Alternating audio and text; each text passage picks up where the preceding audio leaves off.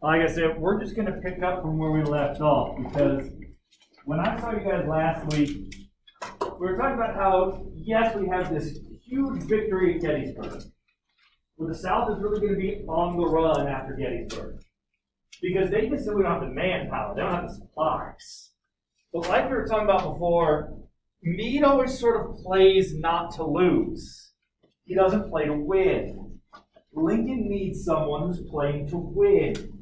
And he tells him, if you're going to win this war, you have to annihilate the South.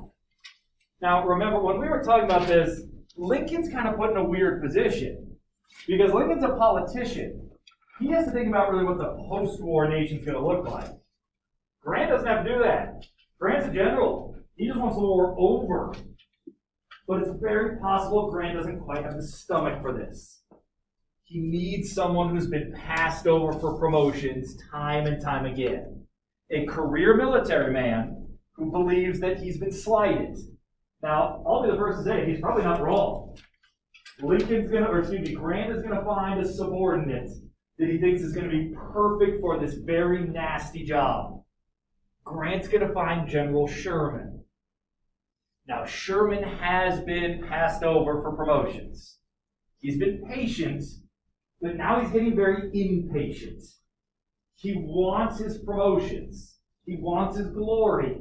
So when Grant approaches him and tells him, your job is to march from Atlanta to Savannah, destroying everything in your path, Sherman's a little bit taken aback. Because what Grant is basically telling him is, you don't have any rules. You can do whatever you want.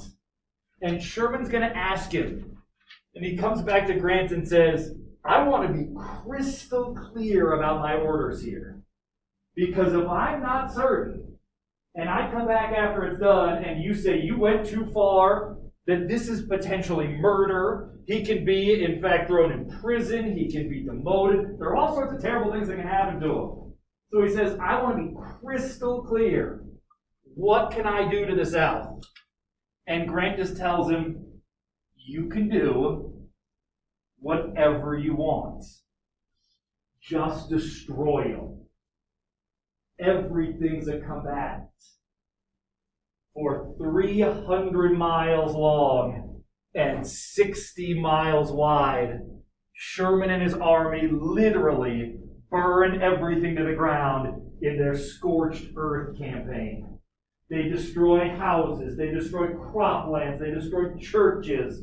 One of their favorites, this was actually them right here, it's a recreation of it. They would really like to tear up the Southern Railroad lines, take that iron, heat it up so it's malleable, and take those lines and wrap them around trees and leave a note.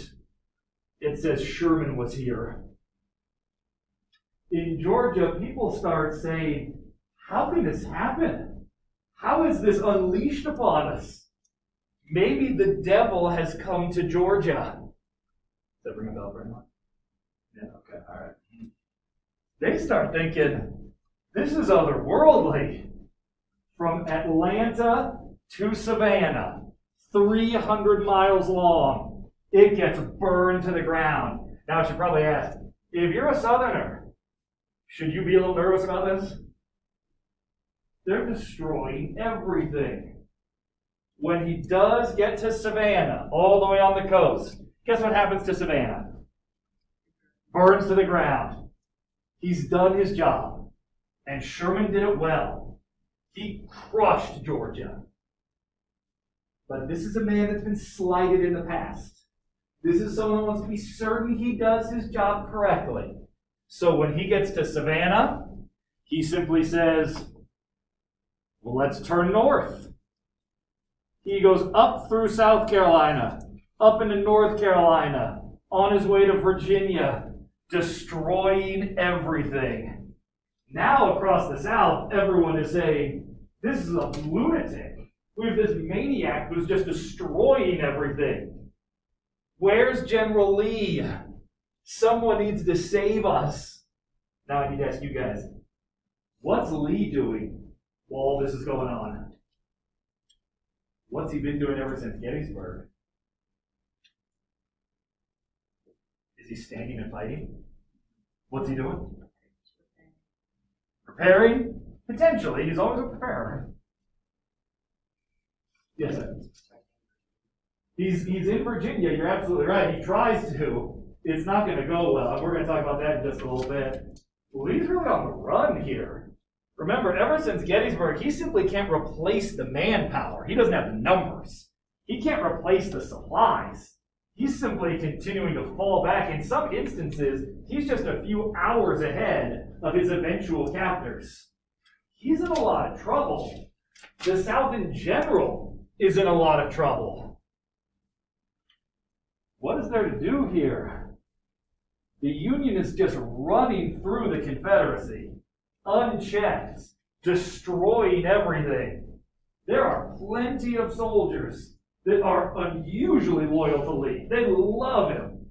And when word gets to them that these Union generals are just burning the South to the ground, a lot of these men that have followed Lee, sometimes for years, say, I can't do this anymore. I have to go home. I have a family to protect. There are going to be plenty of men who never think would happen, but they desert Lee. They simply leave him and go home. They want to protect their homes, protect their families. All of a sudden, the South is in a lot of trouble. The end is near. We're going to see something that we talked about at the very beginning of this. Something that even Lincoln said, you know what, that's going to take a long time to bear fruit. And we don't think the war is going to last very long, but let's do it anyway. Do you remember, what am I referring to that Lincoln said, this is going to take a while for us to see results? Bro, do you remember? The constrictor, what was it called? You're on the right track. Can you describe what it is? It's basically where they cut off all the supplies from the South so that they don't have any new supplies coming. You're absolutely right. You're so close. It starts with an A. You remember what that plan was? Kayla, remember? The Anaconda. Excellent. The Anaconda plan is going to bear fruit. Now, just like what we were talking about, they are going to strangle the South because they know the South simply can't keep up with Union industry. This is the first real taste of industrialized warfare, where whoever can produce more is going to win. The South doesn't have that kind of industry. Ever since before this, they got it from the North. They were hoping the Brits and the French would supply them with what they need. But the Anaconda plan stops that from happening. Just to kind of give you an idea, if you were a Southerner during this time, odds are overwhelmingly the weapon that you brought to war was the rifle that you used for hunting. And probably that your family had used, was probably passed down to you for generations. That's what the supplies they have. If you're on the battlefield and your rifle breaks, you need to go home, find the gunsmith that made it, because each of these are individualized. Find him, get a part, fix it, and then meet up with the army again. How does the Union do their weapons? What do you think? They mass produce. They mass produce them. Literally. Thousands upon thousands of the exact same rifle all over the place. So if you're in the Union and your rifle breaks, what do? Grab another one. Or they have interchangeable parts. You just pull it off of one, put it on yours, you're back in business. This is what the industrial might of the North allows them to do. The South just doesn't have it. The South doesn't even have the supplies coming in. Not to mention, with Sherman burning all the crop fields, now the South has a bigger problem. What else do you think they're lacking? They're lacking food. They can't even feed themselves. We're going to hear countless stories in the South of people looking for food and finding very little. When that happens, they eat the dogs. When the dogs are gone, you eat the rats. And when the rats are gone, you start to eat each other. There will be cannibalism in the South. And people will write to their husbands, their fathers, and say, I'm scared. People are eating each other. You have to come home. Leave General Lee. You got to come back here and help us. Does Lee have a whole lot of options at this point? The time is running out. The men who are the most loyal to General Lee, the ones who will stay with him no matter what, tell General Lee, we may not have the numbers, but we do have the tenacity. We do have the morale to keep fighting. Let's just fall back into the hills and we'll fight as guerrillas. We will simply pick off the Union when we can. We'll wait till we have an opportunity. We'll strike hard and then we'll run away. Refuse to engage a superior opponent. Now they could do it. They could drag the war on, fighting like guerrillas, and maybe the North would get sick of them. It's possible. But Lee has something to say about fighting as guerrilla warriors. He says, this is not how gentlemen fight wars. That's cowardly. We will face them on the field of battle, or we will not face them at all. What Lee starts to think through is, we just can't continue. We don't have what it takes. When Richmond is captured in the spring of 1865, guess what happens to Richmond? It's burned to the ground. Richmond's destroyed in April of 1865, and Lee is fairly close by. He's a few miles away. And when he sees that Richmond's been destroyed, he knows there's only one option. It's time for surrender. Now, I will say this about Grant and Lee. Lee, in fact, knows Grant. He knew him when he was at West Point.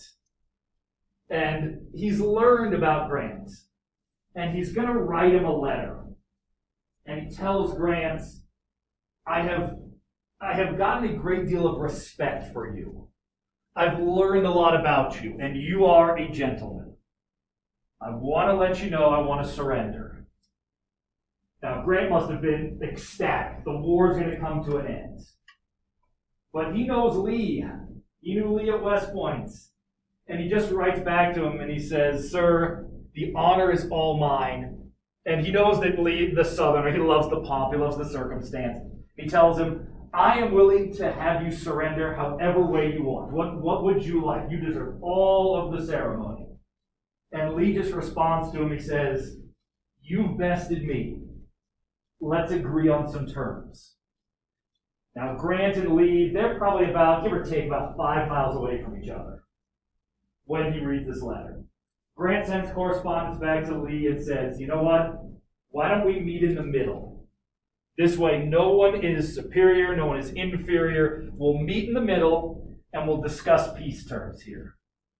So they decide that they're going to ride together, they're going to meet up at this little farmhouse in what's called Appomattox Courthouse, Virginia. Now, I need you to do this for me. The word Appomattox. I need you to say it one time. Say Appomattox. One more time. Say Appomattox. Years ago, I had this kid in class. I'll always remember this because he was saying like, "Oh, I remember that." They were at Appomattox Courthouse. Wait, what was that? And he goes, Appomattox. I'm like, no, it's Appomattox. Say it. I'm like, say app. He's like, app. Say Maddox. He goes, Appomattox. Like, say it again. He goes, Appomattox.